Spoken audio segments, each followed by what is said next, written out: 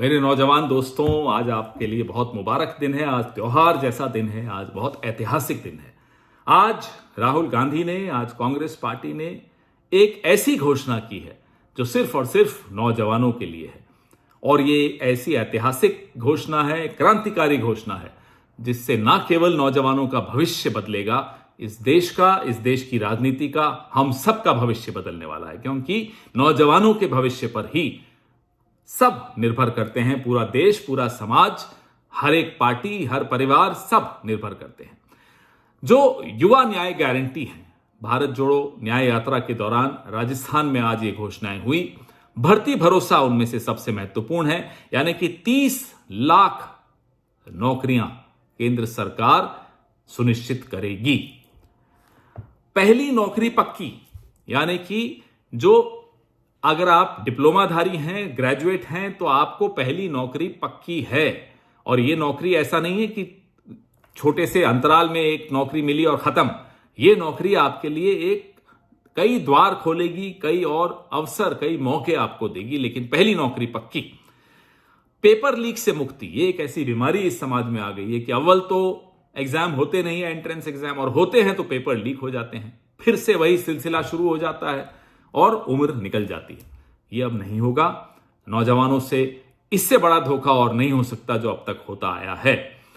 Gig economy, हमारे साथी जो स्विगी और जोमैटो और इस तरह की सेवाएं देते हैं समाज में, उनके लिए एक सामाजिक सुरक्षा योजना की गारंटी भी राहुल गांधी ने दी है। युवा रोशनी, यानी जो नौजवान अपने व्यवसाय करना चाहते हैं, अपने स्टार्टअप्स खोलना चाहते हैं, उनके लिए 5,000 करोड़ रुपए का फंड, कोष उनके लिए होगा।